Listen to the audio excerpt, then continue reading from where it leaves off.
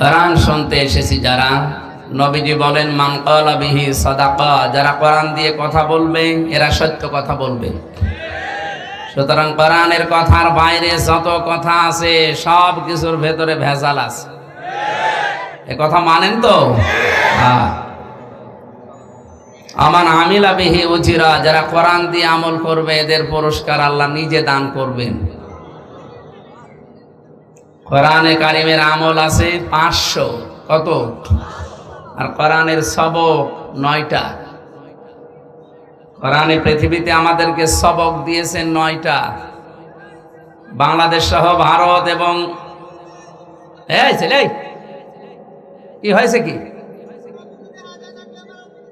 কে দেখবেন কি আপনি? কথা শোনার চেষ্টা করেন। আমি কি পরিমণি আমার দেখবেন? আমার দেখার কি আছে বলেন? আমার এমনি শরীর চলে না, আমার কি দেখবেন?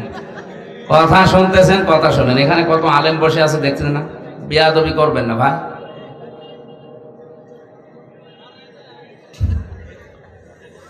আমরা কথা বলছিলাম কোরআনে কারিমে আল্লাহ আমল দিয়েছেন 500-র উপরে, সবক দিয়েছেন আমাদেরকে 9টা।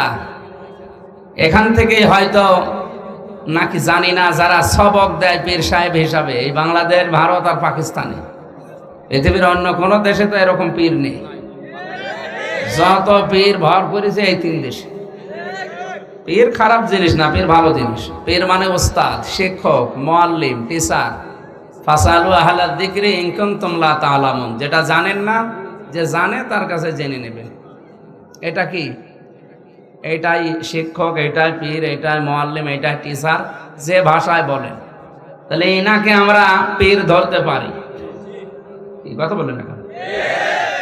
যারা জানে না, ছাত্র না, ওনার কাছে জেনে নেয়, উনি আরবি প্রভাষক না, সুতরাং উনি এক ধরনের পীর।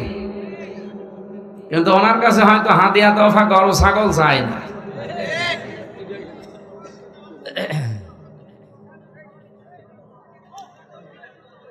কোরআনে কারিমে আল্লাহ যে সবকগুলো দিয়েছেন, আমরা যদি ওইভাবে ওই সবকগুলো নিতে পারতাম, বাংলাদেশে আমার মনে হয় কারো লাগতো না, শুধু পীরের মুরিদরা এই দেশে ইসলাম কায়েম করে ফেলত। 48,000-এর উপরে দেশে পীর, মুরিদ কত লক্ষ কোটি আছে। 9টা সবকের প্রথম সবক আল্লাহ নবীকে দিয়েছিলেন, ইকরা, হে নবী আপনি পড়েন। 48,000 দরবার, বলেন তো কোন দরবারে গেলে পীর সাহেব বলে মুরিদকে যে বাবা পড়ো? আপনি একটা দরবার দেখান, আমি সেখানে যাব। নেই, একটাও পাইনি আমি। ছিল আগে চট্টগ্রামের মরহুম আব্দুল জব্বার মাওলানা, উনি ইন্তেকালের পরে এখন আর এগুলো আসে না। আর বাকিগুলো তো বাদই দিলাম। সেখানে যাই, সেখানে বলে হো হো জিকির কর। জিকির তো বাস্তবে করাই লাগবে, মাস্ট বি। ইয়া আইয়ুহাল্লাযীনা আমানু যিকুরুল্লাহা যিকরান কাসীরা ওয়া সাব্বিহুহু বুকরাতাও ওয়া আসীলা। ওহে যারা ঈমানের দাবি করো, তোমরা আল্লাহর জিকির বেশি পরিমাণে করো। এখানে কাসীর না দিয়ে আল্লাহ কাসীরা দিয়েছে। বেশি বেশি আল্লাহর জিকির করো, বিশেষ করে সকাল আর সন্ধ্যায়। সকাল আর সন্ধ্যায় দিলেন কেন? যেহেতু আজকের সভাপতি আলিম, অনেক আলেম বসে আছে, আমি তাফসীর যত পড়েছি, মুফাসসিরিন ইকরাম সব এই সকাল আর সন্ধ্যা বলতে সকাল থেকে সন্ধ্যা, সন্ধ্যা থেকে সকাল, সারা রাত সারা দিন আল্লাহর হুকুম রাসূলের তরিকায় মেনে চলার নাম হচ্ছে জিকির।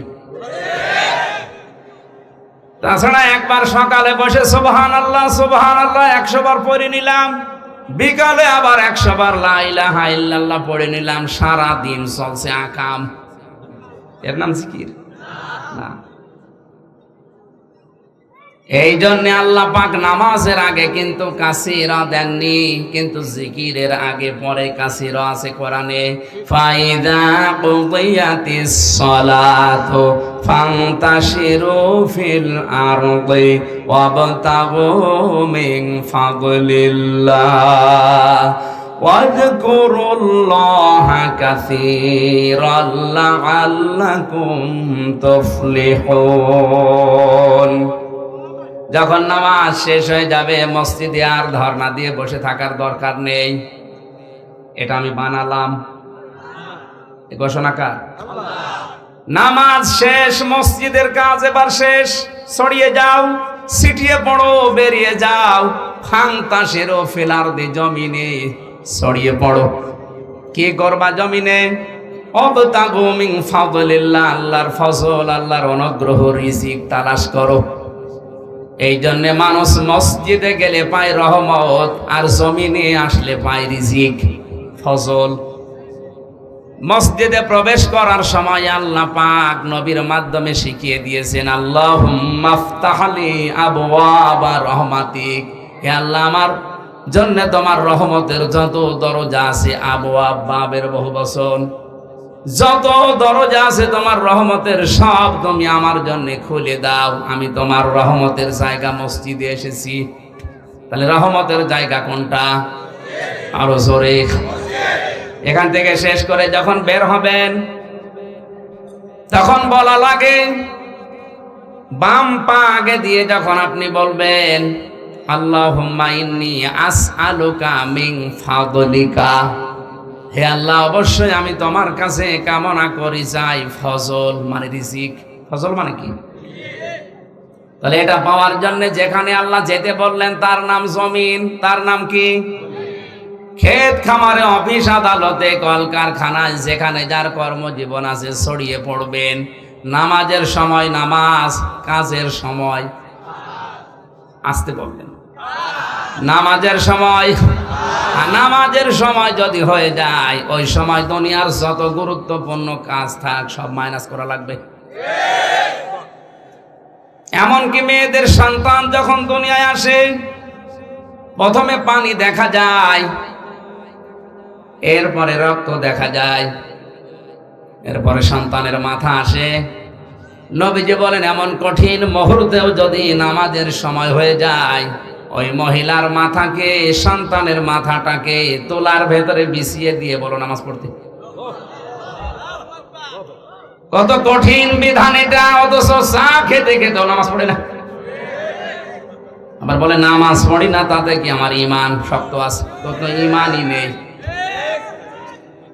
নামাজের মতো এই গুরুত্বপূর্ণ বিধানকে যারা অবজ্ঞা করে, হেলায় খেলায় নষ্ট করে, দাম দিতে চায় না, ওর ঈমান ভেঙে গেছে। আমার ভাইরা কান খাড়া করে শোনেন, নামাজের সময় আপনাকে নামাজ পড়াই লাগবে, নয়তো আপনি আল্লাহর আন্ডারে আর থাকবেন না, আল্লাহ আপনার দায়িত্ব ছেড়ে দেবে। এজন্য ফরজ নামাজ যারা পড়ে না আল্লাহ বলেন আমি তাদের দায়িত্ব ছেড়ে দেই। বলেন নাউজুবিল্লাহ। আজকে থেকে অন্তত আর যাই করি জীবনে ফরজ নামাজ আজরাইল আসার আগে আমি ছাড়বো না। সেখানে থাকি, যে অবস্থায় থাকি, ফরজ নামাজ আমার পড়তেই হবে। সুন্নত নফল মুস্তাহাবে নামাজগুলো যদি আপনি পড়তে সময় না পান পরে পড়ে নেবেন, কিন্তু ফরজ ছাড়া যাবে না। কথা বলেন না কেন? হ্যাঁ, যদি পোশাক থাকে পোশাক পরে পড়েন, যদি পোশাক না থাকে তো ঢাকার মতো অসুবিধা নেই, ওই অবস্থায় নামাজ পড়েন। পশ্চিম যদি রাখেন, যেদিকে কাবা যদি মনে হয় যেদিকে, হ্যাঁ ওদিকেই পড়েন। যদি খেয়াল না হয় যে কোন দিকে, যেদিকে মুখ আছে ওইদিকে পড়েন, কিন্তু নামাজ পড়া লাগবে। নামাজ শেষ হয়ে গেছে, এখন আর আপনাকে মসজিদে বসে বসে থাকার দরকার নেই। যান, ছড়িয়ে ছিটিয়ে যাবেন। কত মানুষ আছে দেশে দেখি নামাজের পরে মসজিদে ফ্যান জোরে টাঙিয়ে দিয়ে উনি ঘুমাচ্ছে। ফ্যানের বিল কি তোমার বাবা দেবে নাকি? কোন কারণে, বিনা কারণে আপনি ফ্যান মসজিদে টাঙিয়ে দিয়ে ঘুমিয়ে আছেন? নামাজের পরেও মসজিদে থাকলে ক্ষতি আছে, আছে না? কি জানেন না? আমি জানি।